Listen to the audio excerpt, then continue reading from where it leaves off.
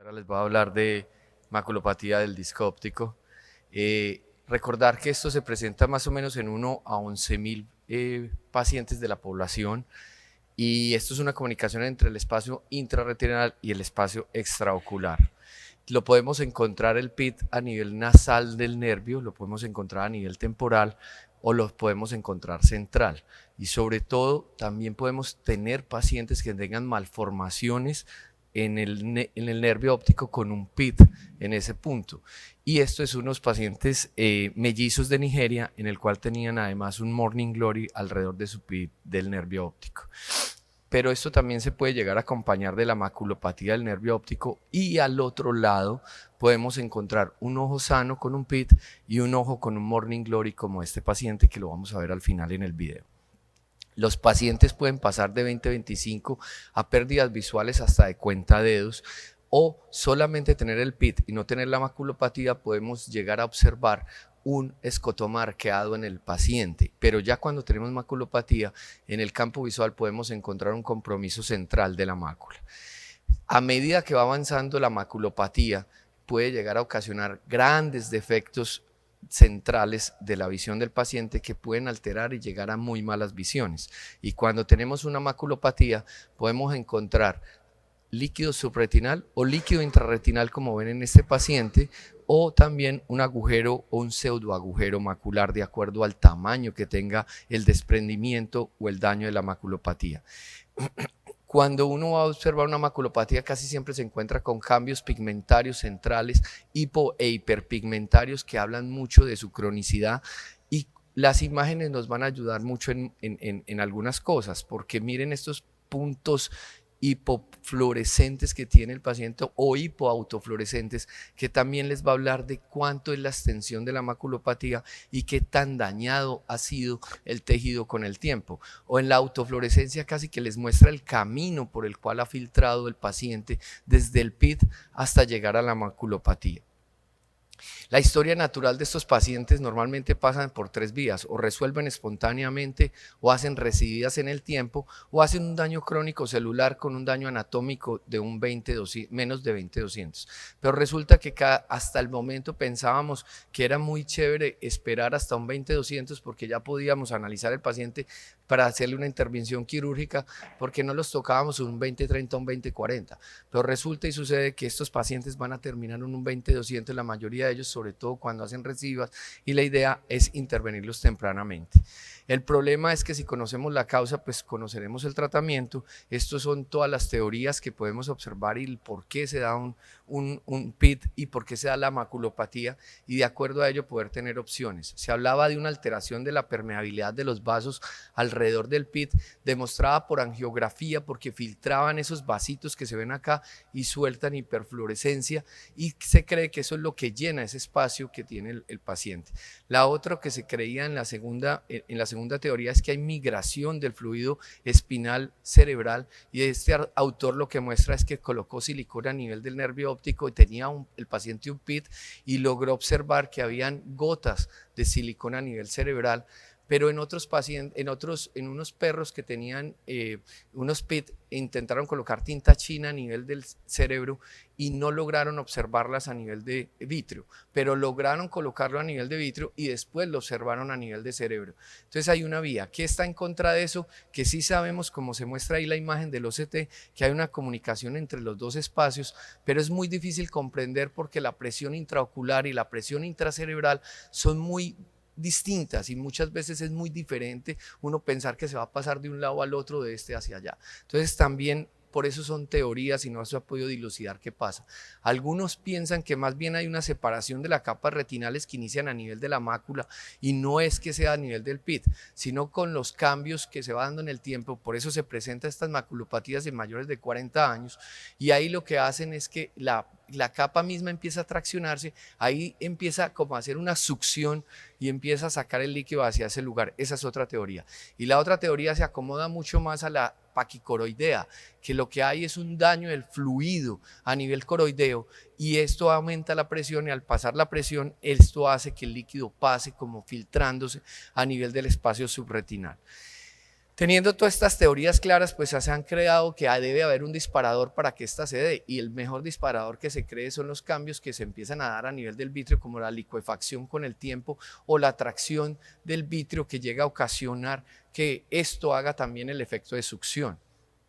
Y para esto, entonces, esto es más o menos lo que sucede. Si yo tengo un paciente que se le aumenta levemente la presión, el líquido pasa del vitrio, se va hacia el PIT, o ocasionalmente, si tiene ese espacio ya creado, se va a ir hacia submacular. Ahora, el tratamiento. Se empezaron a hablar de muchos tratamientos y uno de ellos era démosle esteroides tópicos. Nos llegan muchos pacientes con maculospatías que piensan que solamente colocando esteroide van a mejorar, y eso es imposible. Pero también empezaron a hacer fotocoagulación en esos vasos alrededor del nervio que les decía yo que filtraba, y eso lo que hace es dañar el haz papilomacular. Y luego empezaron como a ocasionar varias mix de las técnicas quirúrgicas, y colocaron solamente, por ejemplo, gas tamponante. Al colocar el gas tamponante solamente lo tenían que repetir varias veces, y desafortunadamente las series de casos son muy pequeñas para uno llegar y homogenizar qué hacer en estos pacientes. Yo, por ejemplo, llevo en la vida de retinólogo, llevo ya 15 años y solamente he tenido la oportunidad de operar 12 pacientes, de los cuales 10 les voy a mostrar las técnicas que hemos realizado. Las opciones quirúrgicas mejor, ahorita estamos hablando con Nacín, es colocar un tapón, ¿sí? Para poder tapar ese agujero, ¿sí? Y en esto tendría que haber una vitrectomía con una inducción del desprendimiento del vitrio posterior, colocarse el gas. Algunos utilizan también hacer esa barrera. Yo no me gusta colocar esa barrera realmente, porque los artículos no son claros, y ya empezamos a encontrar son las controversias quirúrgicas en estos pacientes. Y las controversias van más cómo hacer el sellado del PIT, y podemos encontrar que algunos utilizan placas autólogas, flap escleral, fibrina o flap invertido de membrana limitante interna. No me gusta el flap invertido de membrana limitante interna, y este es un artículo que comparan el autoinjerto de esclera en el nervio versus la membrana limitante interna, porque la membrana limitante interna, cuando uno lo opera, tiende a desenrollarse siempre. No es como una membrana epirretiniana. Uno quita la membrana epirretiniana y ella se queda, nosotros decimos ensurrullada, se queda así como enredadita, y uno la podría colocar como un tapón, pero la membrana limitante uno la coloca y ella misma se abre, la coloca y misma se abre, y técnicamente es muy difícil de colocarla, aunque el doctor Zacarías mostró esta técnica de colocar la membrana limitante con un muy bonito resultado a 12 meses, en el cual, como pueden ver, mire cómo inició y mire cómo terminó a un año. Yo les traigo la técnica del autoinjerto de esclera. Es una técnica muy bonita, en la cual este fue mi primer paciente que realicé.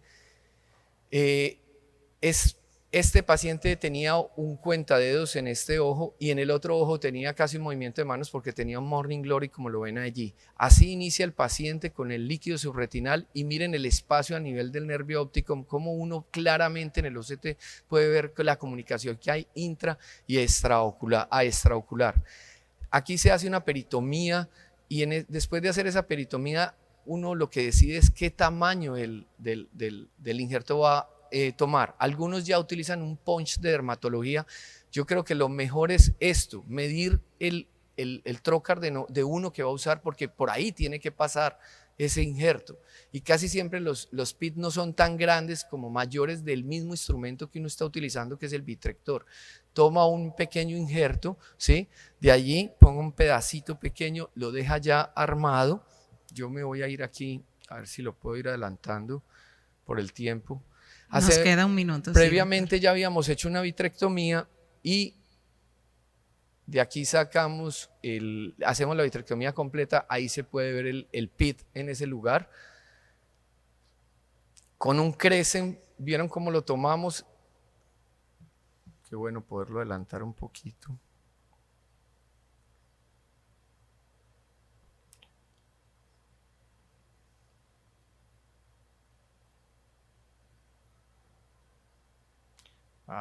Qué vaina. Espérenme, no salgo de aquí y se los muestro por aquí más fácil. ¿Cómo? Qué vaina.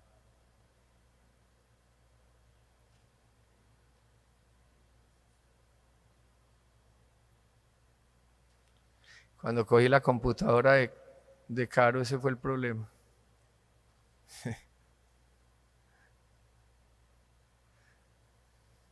Usted me va a regalar un minuto más, no más. Que no lo puedo adelantar desde aquí.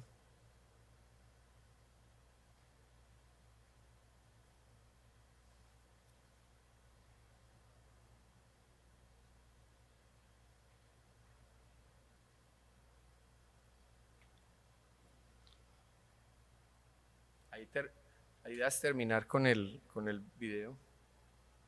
¿Cómo lo adelanto?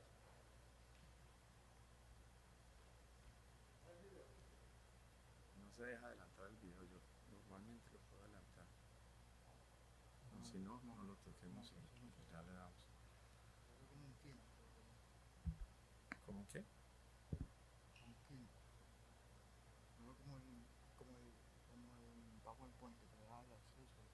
Ese sí te da, pero no sé por qué está en esa pantalla tan aburridora. Pero bueno. Bueno, les tocó repetir para que lo aprendan muy bien y así lo puedan realizar.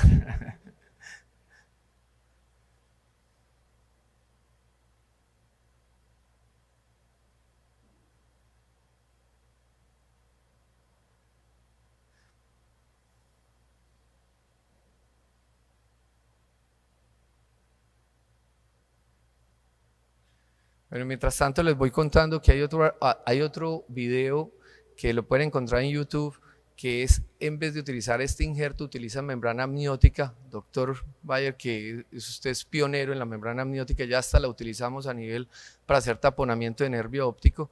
Y es muy bonito el video porque él muestra cuando coloca Triplan Blue cómo a través del PIT pasa esa membrana, pasa ese líquido y se ubica debajo de la mácula, y sí muestra que hay una filtración de un lugar a otro, y después de colocar la membrana amniótica tiene muy buen resultado. Aquí entramos con aquí vamos ahora, entramos con el injerto de esclera. Yo aquí prefiero entrarlo con estas pinzas, pero ya cuando lo voy a introducir en el PIT, lo que utilizo son las pinzas de membrana limitante interna, porque no lo agarro, no lo pinzo para colocarlo. Esto lo suelto encima del nervio y con la parte roma del PIT, de la pinza, lo empujo dentro del el PIT. Ahí lo van a ver como miren ahí cambié la pinza y miren ya lo que hago. Despacio, vamos introduciéndolo, él se va yendo por el agujero. Suavemente, porque los glaucomatólogos deben de estar ahí contorsionándose en el puesto. Después hacemos un intercambio, posición boca arriba lo dejo yo 2 días, no lo dejo en posición boca abajo. Como les dije, ahí han introducido hasta membrana amniótica, y aquí ya vamos a ver el resultado del paciente final, en el cual esto es el baseline, esto es el 1 año y esto es ya 3 años después con su ojo único, ya que tenía un Morning Glory. Bueno, muchas gracias.